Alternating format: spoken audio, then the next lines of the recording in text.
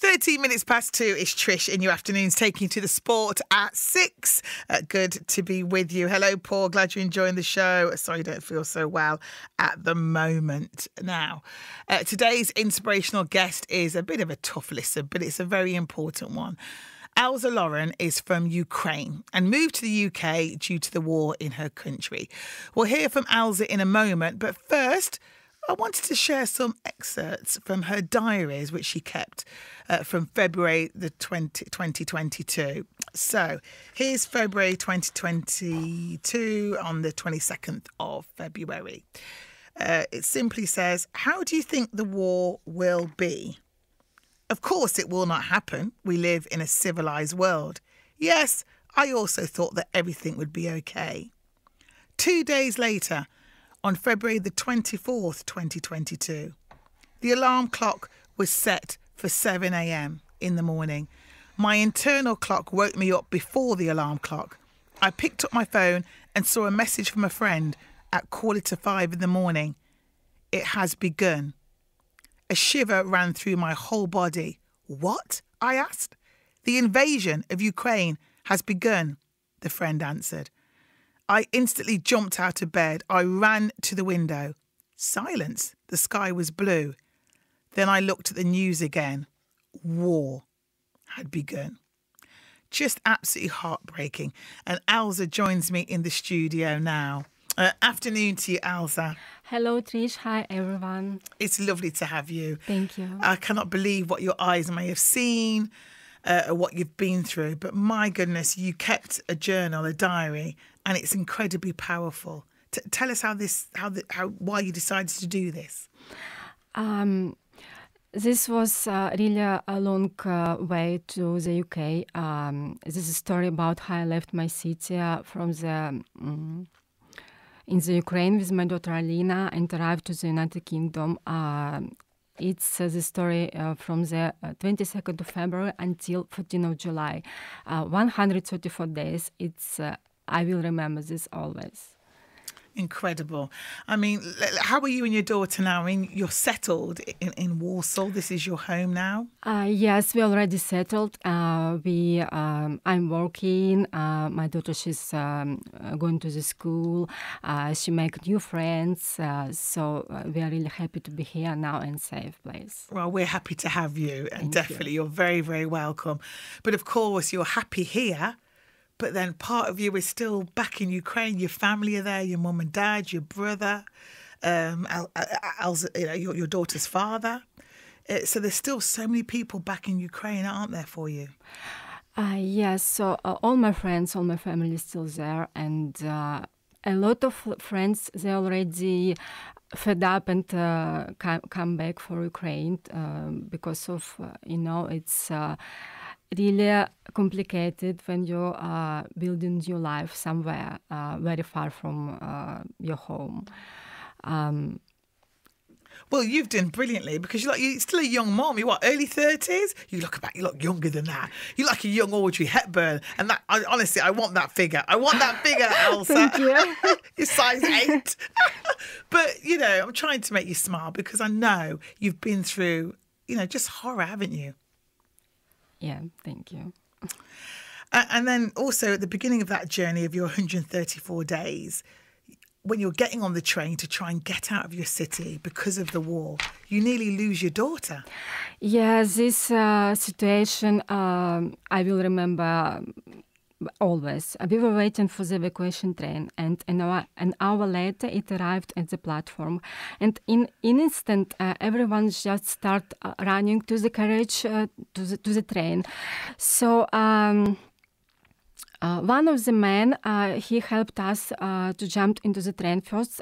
He held my daughter's arm, and there was half of meter space between me and my child. And at that moment, someone just behind me pulled my bag away, and so I just almost lost my daughter because she was already in on the train, and I was like 2 meters behind. Gosh, I can't imagine. As a mum myself, I cannot imagine what that's like. Your daughter's on the train, you need to flee, and then for an instant, you don't know where she is. But thankfully, Thankfully, you got her. You located Yeah, I got her. This man, he helped. He pulled me in on a train, and but maybe after the situation, 2 hours, my hands were shaking. Oh, gosh. Oh, well, at least she's, let's think of the positive. She's with you. She's made new friends. You're starting work. Life is just about getting settled, but also, of course, it's still very heartbreaking. The Definitely. stuff. You miss your family at home. Of course, I miss my family, my previous life, because now it's here new life.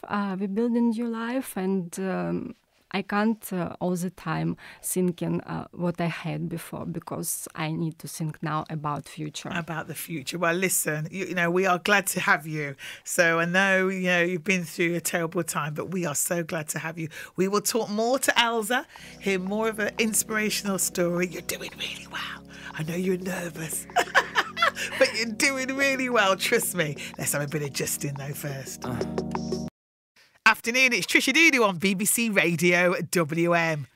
22 minutes past 2.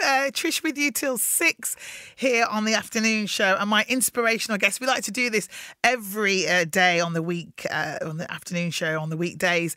Just inspirational people across our region. And today, my inspirational person is Elza Loran, who is from Ukraine, moved to the UK, now living in Warsaw due to the war in her country. She fled Ukraine with her teenage daughter, who was then 12 years old?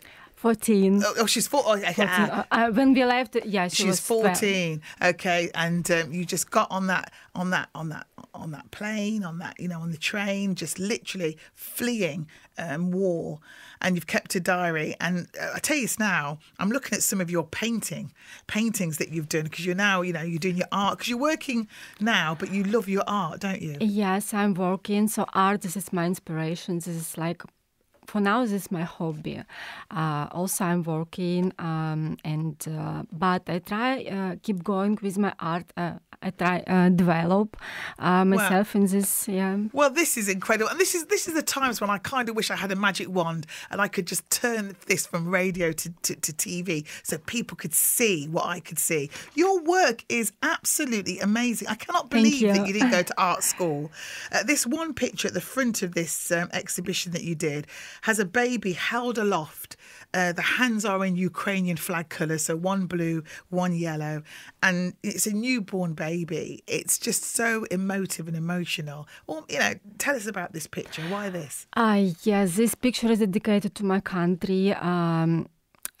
This baby is like our country, Ukraine, and we try to keep it in safe because it's homeland and all our lives there, and we don't want it will be destroyed. What's it like, Elza, being so far from home and so far from your family? This is really very sad to be so far because you can't see your mother, brother, your friends. You can't hug your 75-year-old grandma because, we really very miss her. And I hope,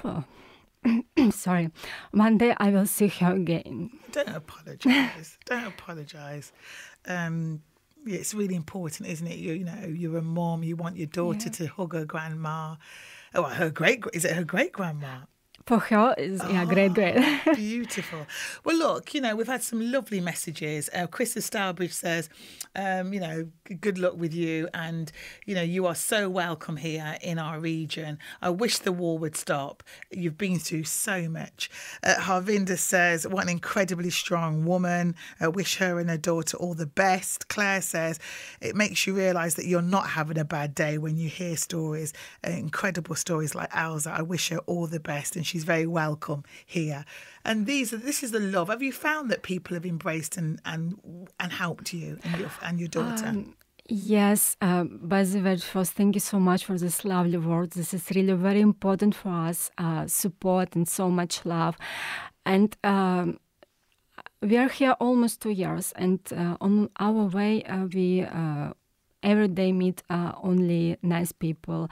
Everyone try to help us. Everyone supporting us, and also we are very grateful to family who accept us. We lived with them 6 months, and now we are very good friends. And can I say, it's great about your daughter, because I've had, well, my 2 sons are like adults and they mess up my home and do terrible decorating problems. I won't go into it, but they have been stroppy teenagers. So for you to have left your country, your family with a teenager who's obviously going through all stuff herself and having to take her away from her home as well, and being that strong mum to do that, Elza, you deserve all the applause as well, because thank you. That can't have been easy. But listen, I hope people buy your work. Where do we buy it? Where do we buy it? Where do I buy your prints and your wonderful self-taught pictures? Where can I buy it? I created my own website. You can find my art on my website. It's called elzalorangallery.com.